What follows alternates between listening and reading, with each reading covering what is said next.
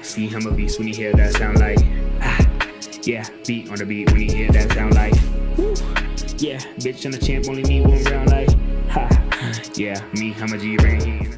Okay, folks, a great guest today. Smiling, got me smiling, excited to have him. Someone who's had a very busy 2022 so far, Mr. Jared the NiteTrain Gooden. Jared, my man, how you doing?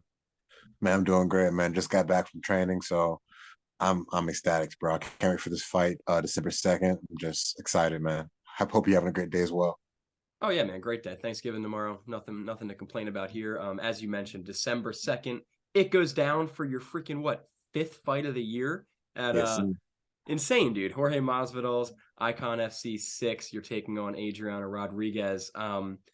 Dude, before we talk about that, let me just talk about your 2022. You know, you got I guess you're cut from the UFC in 2021, right? Since yes, sir. then, you're 3-1.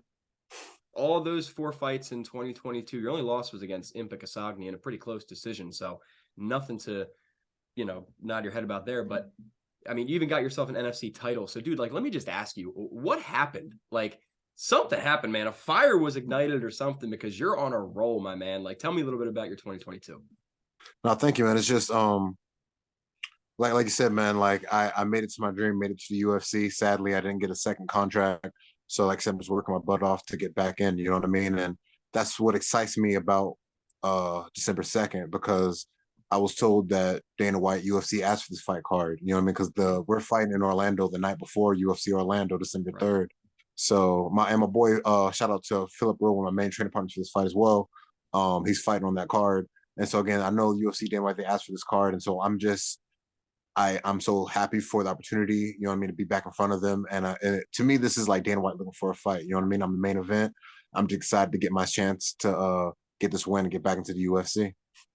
Yeah, dude. And I mean, like I said, 4 fights this year. I look back at your record since 2014. You have fought 3 to 5 times every year. You're only 28 years old. You have like 30 fights to your name, dude. Like, how do you keep healthy? How do you keep that active? Like, does that help you a lot? You think you get ring rust otherwise?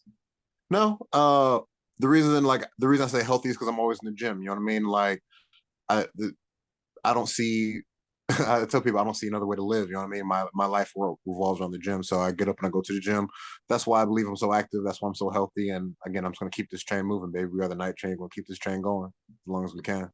Yeah, man, that train is on a freaking roll. As I mentioned, fighting at Masvidal's promotion December 2nd before UFC Orlando, you're going against Adriano Rodriguez. What are your thoughts on him as an opponent? How do you think you guys match up stylistically against each other?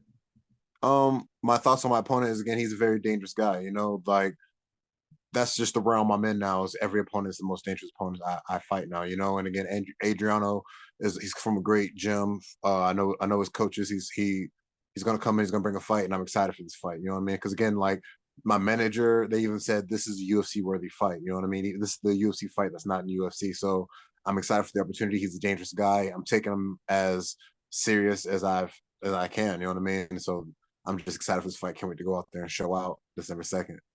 Yeah, man, UFC caliber fight, 100%. You mentioned Dana's going to be there. You mentioned this is Masvidal's promotion. You train with the big guys as is. Like, how did this fight come about? Did Masvidal's promotion reach out to you? Was this your management? Was this kind of Dana being like, yo, come on, get this dub for me?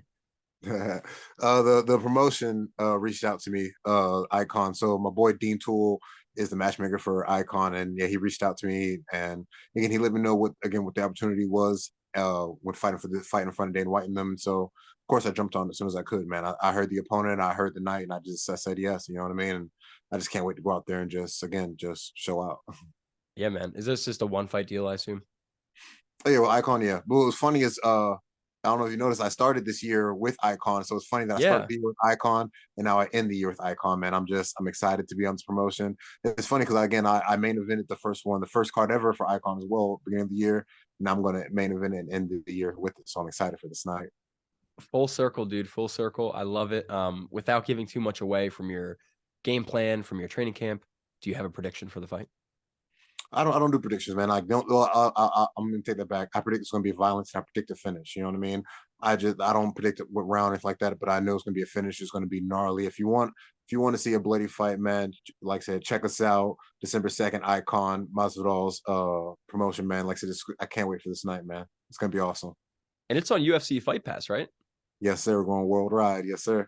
Yeah, man, on the big stage like you're used to. So a win here puts you 4-1 in 2022, 4-1 since leaving the UFC. I mean, Dana's gonna be there. I mean, you know, I don't really need to say it, but a win here gets you back in the main show, right? Yes, sir. 100%. I believe so, and that's what I'm working for. And so what it is, it's like I'm not just working for a win. I'm working for a finish. You know what I mean? Because UFC just don't want guys who just wins. They want guys who are going to put on the show, who's going to make it a awesome fight. And that's what I'm looking for, man. I'm going out there to make a statement, get back in UFC, and just again keep the train rolling. You know what I mean? So I can't wait to go out there. It's going to be an amazing fight. I mean, finish aside, UFC also likes to bring guys back who have been there before. You know, I'm thinking of Dustin Jacoby of late. I think he's 7-1 since coming back to the UFC. So plenty of guys have plenty of success there. They love to market that, and I think you have a big fan base behind you already.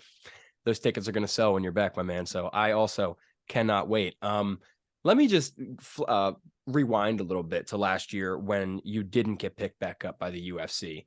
I know that was your dream your whole life, and you finally got there. What was that like to actually get cut, so to speak, by them? Like, clearly it ignited a fire, but tell me a little bit about how that felt.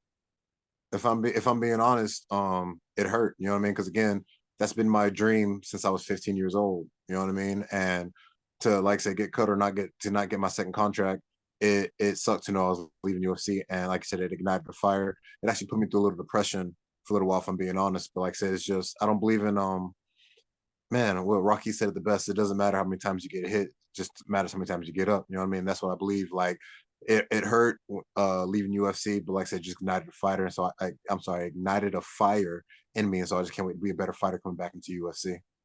I'm from Philly, bro, so I love that. I love that Rocky story. Come And the fire is fun to watch on your end too. So you know, you get back into the UFC here. Let's flash forward. I don't know, 10 years. You're a pretty young guy still. You have a lot of career left ahead of you. So when that's all said and done, how do you want that to look? What do you want to say you have done in your career? What are your like ultimate career goals, so to speak? Again, the ultimate goal is the UFC championship. You know what I mean? Is to be the best known in the world. But what I want my legacy to say behind me is, man, it's just like it's funny. There's a lot of fighters nowadays who try to, like I said, I call it the Mayweather effect. You try to pick the right fight so they can try to be undefeated. So they're like, oh, I never lost. If you look at my record, I'm 21-8. You know what I mean? So Yeah. I have lost, and then like what it is I don't look at them as losses. I look at them as lessons. I learned to come back to get better, come back better. You know what I mean? So yeah, that's what I want to be. I want to be known as the guy who, like, again, he didn't pick and choose to the safest route. I chose my route. You know what I mean? I had to learn along the way. And again, I can't wait till they say I made it. You know what I mean? So that's what I want my legacy to say is like, again, I didn't pick and choose. I went out there, fought anybody, everybody, and I'm the best. I love it, man. Absolutely love it. So, you're fighting this fight at middleweight, correct? Yes, sir. See, I don't know. I never met you in person. I don't know how big you actually are, but just watching you on TV with your massive freaking traps, you look like a light heavyweight to me. But since your weight class is middleweight, I do have to ask you just real quick about the poster I have behind me. I don't know which way to point that way. Adesanya versus Pereira. Did you watch that fight, man? Of course, man. What a amazing fight. And again, two strikers, and again, and we were all surprised to see them shoot. It was just an amazing fight, see them on the ground. So it was an amazing fight. Um, I love Izzy. He's an amazing fighter. I respect him for saying he wanted to go out on the shield, but I don't think it was a late stoppage. I think it was a right stoppage. He was taking some shots, some unnecessary shots, and again, I'm just ready. I'm ready to see the comeback from him. You know what I mean? He's an amazing fighter. So is Alex Poeta. You know what I mean? They're both amazing fighters. But I can't wait to see the rise of Izzy coming back from this. You know what I mean? Like he lost to Blachowicz at the light heavyweight, and then he came back and just went on a tear middleweight again. So I'm excited to see him come back. Izzy and Usman they both got some big comebacks to make. Right? Yes, sir. Yeah, man.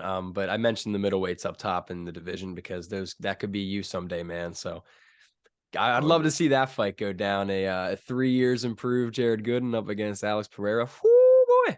Amazing. I'm Selling excited. tickets right there, bro. Selling tickets. So Jared, a question I have for you because I'm not exactly sure. It's not clear on Tapology or Sherdog and your Instagram. You post that you're training all over the place. It looks like you're at different gym every freaking day. So where's your like main gym? Where did you spend your main camp for this fight? My main gym is Muscle City Barbell. It's in Norcross, Georgia. Um, yes, that's my main gym. And then I also do a lot of cross training with Knuckle Up and Roswell. But yeah, it was my two main training gyms. And I'm sorry, I also want to give a shout out to my jiu-jitsu gym. Ooh, I don't think. No, I'm trying to think of it. The name eludes me. Temporal, thank you. Temporal Jiu-Jitsu out there in Lithonia, Georgia. Just those are my main three training partners, my main three gyms. And again, I'm just excited to just to show out from them. And what's cool is I love how not my last gym, the temporal gyms in Lithonia, it's not in Gwinnett, but my other two gyms, like they're in Gwinnett, Georgia. And I love representing my city, man. Because again, it's funny, like people that from Georgia, they always want to say they're from Atlanta. And it's funny, man, like I've lived in Georgia the last 22 years. Don't know that much about Georgia, but I know about Gwinnett, man. I'm just excited to put Gwinnett on the map. You know what I mean? So I can't wait to go out there and hear them say fighting out of Gwinnett, Georgia, Jared Gooden. Yeah, man. Love the hometown represent mentality. So for the casuals watching who may not be paying attention to those gyms as closely as I do and other media members do, just name drop some of your coaches, some of your training partners, some of the teammates that are in those gyms. Of course, my head coach is Kelly Davis. He has like 20, 24, 25 years in the sport. So again, it's just amazing to learn from him. Some of my other coaches, so my jiu-jitsu coach, Daniel Hunt out of Temporal Jiu-Jitsu, is an amazing black belt. And again, it's a pleasure to always train with him and learn from him. My main training partner for this fight is Philip Rowe. He's fighting UFC Orlando December 3rd. Check him out, guys. Yeah, and I also want to give up my other training partner. His name's Flo. His legal name is Travis Floyd, but we'll call him Flo. Dude fights at 45, but he's one of my main training partners. You know, I outweigh him by like 60 pounds sometimes, but he brings the heat every time we spar, and so I always want to give him a shout out. But yeah, man, thank you for everybody. I want to give a shout out to my 100% chiropractic. They always working on me, making sure my back and everything's staying healthy. And another reason why I'm healthy, so I want to give them a shout out to them. So yeah, man, thank you. Just give a shout out to everybody, and also give a shout out to my sponsor, We the Colony. Thank you, guys. Whole freaking squad, the whole Jared Gooden gang. I love it. I have one more question about training camp, and this is just because I mentioned this earlier. I mentioned something about your traps. Okay, I don't know if you're on MMA Twitter. Are you on Twitter? I'm on Twitter. Yeah, I'm on Twitter. I'll make sure to follow. I don't follow you, so I'll make sure to follow you after this. But part of Twitter, obviously, is the memes, and I just remember seeing some like memes, like of people being like you ever seen the Derek Brunson meme of him like standing in the doorway, like "Mom, I threw up." You ever seen that? Yeah, yeah. I've seen memes like that about you, but it's like your traps just keep getting bigger and bigger and bigger and bigger and bigger. So I gotta ask you, bro, what the hell is your shoulder trap routine, man? It's a compliment. This is a compliment. But what? Man, it's funny. I do all natural workouts, man. I'm just now starting to lift weights, but from all my traps, this is just all push-ups, man. Yeah, you're shredded, all bro. natural stuff, man. I appreciate you. Thank you. Can't wait to show off my new physique. Come out there December 2nd, man. Like I said, I was just now started lifting weights. Like I said, Adriano Rodriguez is a very dangerous opponent. I'm excited for the opportunity to fight him.